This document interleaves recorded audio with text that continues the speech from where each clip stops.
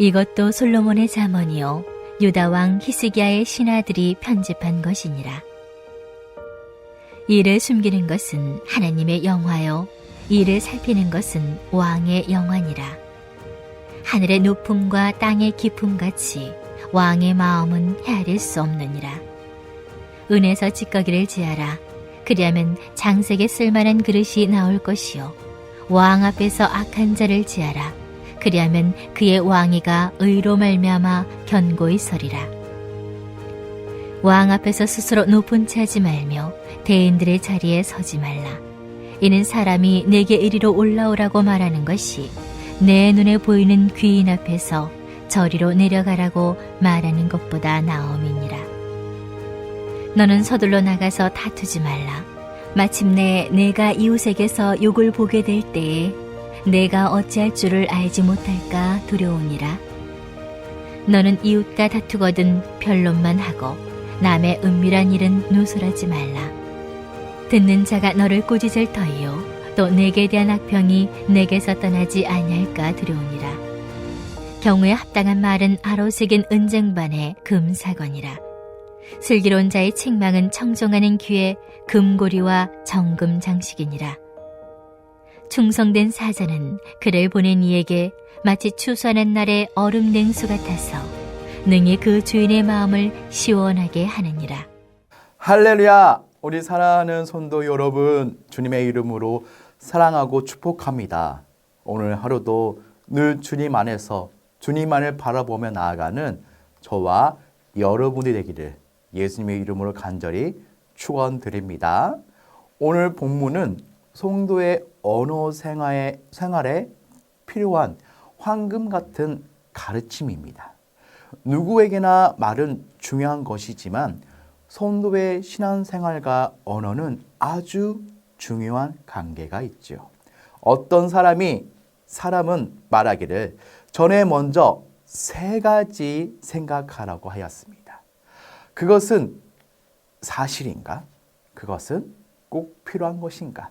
그것은 친절한 말인가? 그리고 나서 사실이고 꼭 필요한 것이고 친절한 말이라면 큰 소리로 외치라고 했습니다. 오늘 봉독한 본문은 성도의 언어 생활에 덕이 되는 몇 가지 가르침을 주고 있어요. 너는 서둘러 나가서 다투지 말라고 합니다. 또 다투거든 변론만 하고 남의 은밀한 일을 누설하지 말라고 합니다. 그리고 경우에 합당한 말을 하라고 했어요. 경우에 합당한 말은 아로새긴 은쟁반의 금사과와 같다고 하였습니다. 그래서 오늘은 은쟁반의 금사가 같은 말이라는 제목으로 은혜를 나누고자 합니다. 특히 새해 첫날은 덕담을 주고받는 아름다운 계절이죠. 새해 복 많이 받으세요. 새해 편안하시길 바랍니다. 이렇게 인사하면서 새해를 시작하는 것이 얼마나 귀한 일인가요? 그런데 이러한 덕담을 주고받는 일을 1년 내내 할 수 있다면 더 좋겠죠? 늘 사랑스러운 표정으로 복을 축복하는 말로 서로를 존경하는 인사로 1년 내내 지낼 수 있다면 얼마나 좋나요? 은쟁반의 금사과 같은 말로 복된 삶을 이루시기를 기원합니다. 그렇다면 여러분, 은쟁반의 금사과 같은 말로 복된 삶을 살려면 어떻게 해야 할까요? 은쟁반의 금사 같은 말로 복된 삶을 살려면 급거이 나가서 다투지 말라는 것입니다. 8절 말씀입니다. 너는 서둘러 나가서 다투지 말라. 마침내 내가 이웃에게 욕을 보게 될 때에 내가 어찌할 줄을 알지 못할까 두려우니라. 이 말씀에서 중히 다루고 있는 것은 급한 마음의 문제점과 다툼의 문제점입니다. 급한 마음은 성도님의 언어 생활에 큰 실수를 일으킵니다.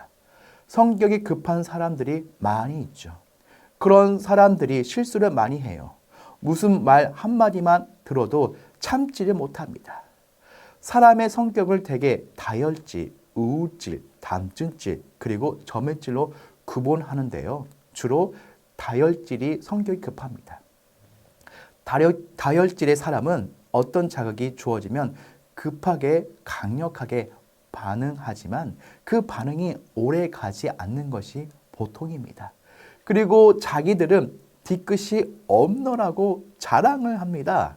그러나 자랑할 것이 없는 것은 급하게 혈기를 부렸으니 뒤끝이 없는 것은 당연한 일이기 때문이죠. 화를 내고 소리를 쳐서 풀어버렸는데 무엇인가가 남아있다면 그것이 문제 아닐까요? 그리고 다혈질이든지 점혈질이든지 훈련되지 못한 사람들이 급하게 반응을 합니다. 흔히 사람들이 나는 원래 그렇다고 하는데 이것은 훈련받지 못해서 그런 것이죠. 사람은 훈련을 통해서 자신의 약점을 극복할 수 있습니다. 부지런히 자신을 훈련하여 급한 마음을 다스려야 하겠습니다. 급한 마음은 다툼을 일으킵니다. 조금만 신중하면 피할 수 있는 다툼이 많아요. 앞뒤를 조금만 더 생각하면 많은 다툼을 피할 수가 있어요. 상대방의 입장을 조금만 더 이해하려고 한다면 다투지 않고도 얼마든지 이야기할 수 있습니다. 다툼이 능사가 아닙니다. 다툼이 모든 문제 해결일 수 없어요. 큰 소리 치면 이기는 세상은 좋은 세상이 아닙니다. 사랑하는 성도 여러분, 다툼의 언어를 피하세요. 다툼의 언어는 평화를 이룩할 수 없어요. 다툼의 언어는 서로가 이기는 것이 아닙니다. 오히려 다툼의 언어는 서로를 지게 만듭니다. 다툼에서는 이기는 것 같으나 지는 것이죠. 단장은 승리한 것 같으나 마음이 편치가 않습니다. 본문의 말씀처럼 나중에 생각하면 얼마나 창피한 줄 모릅니다. 더군다나 다툼에서 진 사람은 어떨까요? 그리고 인간관계가 회복되려면 얼마나 많은 노력이 필요할까요? 다툼의 언어는 서로가 지는 방법입니다. 다툼의 언어는 서로가 상처받는 방법입니다. 은쟁반의 금사가 같은 말로 복된 삶을 살려면 변론은 하되 비밀을 누설하지 말라는 것입니다. 9절 말씀입니다. 너는 이웃과 다투거든 변론만 하고 남의 은밀한 일은 누설하지 말라고 하였습니다. 여기서 변론은 다툼의 언어가 아닙니다. 조리 있게 자신의 입장이나 의견을 다른 사람에게 말하는 것이죠. 다툼의 언어가 아니라도 얼마든지 토론할 수 있어요. 그리고 토론은 하되 남의 비밀은 누설하지 말라고 합니다. 그런데 우리 한국 사람들이 토론 문화가 발전하지 못했어요. 서로가 자신의 의견이 옳다고 주장을 하고 다른 사람의 이야기를 들으려고 하지 않아요. 그래서 다툼이 일어나죠. 본문에서 변론만 하라는 말이 곧 토론 문화를 발전시키라는 것입니다.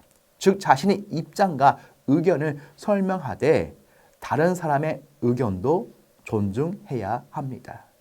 자신의 말만 옳다고 고집을 부리는 것은 좋지 않다는 것이죠. 그리고 더욱 중요한 것은 다른 그 사람의 비밀을 누설하지 않는 것이에요. 변론 과정에서 알게 되었든 다른 일로 알게 되었든 다른 사람의 비밀을 누설해서는 안 됩니다. 그런데 사람들이 비밀 이야기를 들으면 이야기하고 싶어서 못 견디죠. 비밀을 털어놓지 않으면 입이 근질근질 괴로운 것 같습니다. 그래서 옛날에 임금님의 귀는 당나귀 귀라는 이야기가 생겨났습니다. 임금님의 귀가 당나귀 귀라는 사실을 안 이발사가 그것을 발사하자니 죽임을 당할 수 있고 그냥 있자니 미칠 것 같아서 산에 올라가 구멍에다 대고 임금님의 귀는 당나귀 귀라고 수없이 외치고 내려왔다는 이야기입니다. 오죽 힘들었으면 그렇게 했겠습니까마는 아무리 힘들어도 속에 묻어두어야 옳은 일입니다. 중보기도라는 그 책에 이런 말이 있습니다. 남의 단점을 가십거리로 만들지 말고 기도의 제목으로 삼으라. 얼마나 멋있는 말인가요? 비밀도 마찬가지입니다. 남의 비밀을 가십거리고 만들지 말고 오히려 중보기도의 제목으로 삼으시기 바랍니다.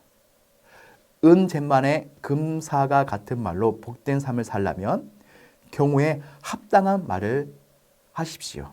11절 말씀입니다. 경우에 합당한 말은 아로 새긴 은쟁반에 금사가 아니라. 아멘.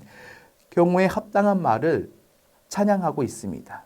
때에 맞는 말을 하는 것은 지혜로운 말입니다. 성경 말씀에 말의 실수가 없는 사람이 온전한 사람이라고 하였죠. 우리의 삶은 많은 실수와 잘못이 말과 관련이 있습니다. 말 한마디에 잘해서 청난 빚을 갚기도 하고요. 말 한마디 잘못해서 평생 원수가 되기도 합니다. 물론 아무리 말을 잘해도 온전한 사람은 없습니다.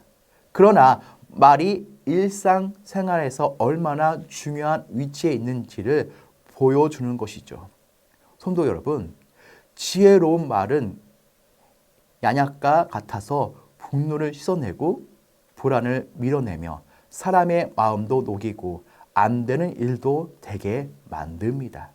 지혜로운 사람은 혀를 통제하여 경우에 합당한 말을 합니다. 절제된 언어는 인격과 품위를 고양시키고 상대방의 기분을 좋게 합니다. 인생은 말이라는 실로 짜여지는 옷감과 같아요. 내 감정을 있는 그대로 내뱉어서는 옳은 옷감을 짤 수가 없어요. 사랑하는 성도 여러분, 급한 마음으로 다툼의 말을 하지 마시기 바랍니다. 변론을 하되 남의 비밀을 누설하지 마시기 바랍니다.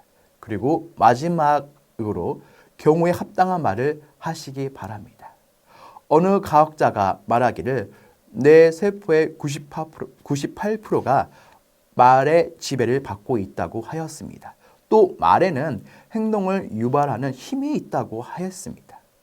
말이 뇌세포에 전달되면 뇌는 척추신경을 지배해서 행동으로 나타내게 하는 것이죠.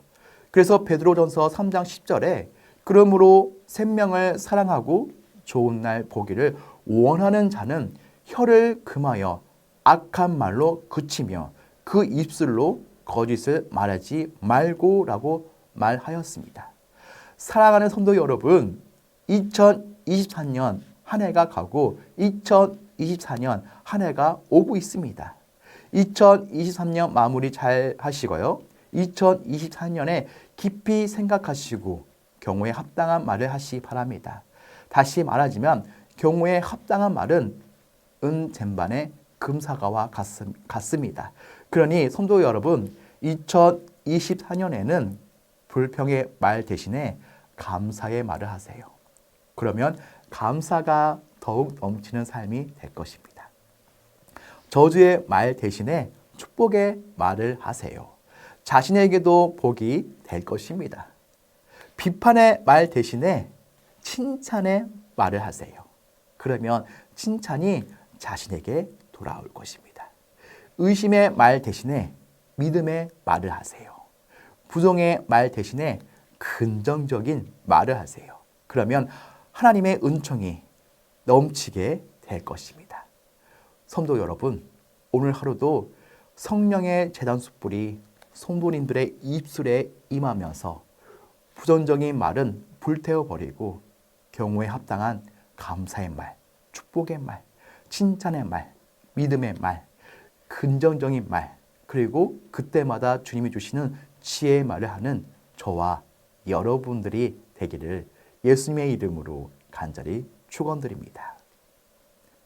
우리 다 같이 기도하는 시간을 가지겠는데요. 성급한 말과 행동으로 주변 사람들을 불편하게 하는 자가 되지 말게 하옵소서. 내 감정을 해소하기 위해 남을 험담하는 자가 되지 말게 하옵소서.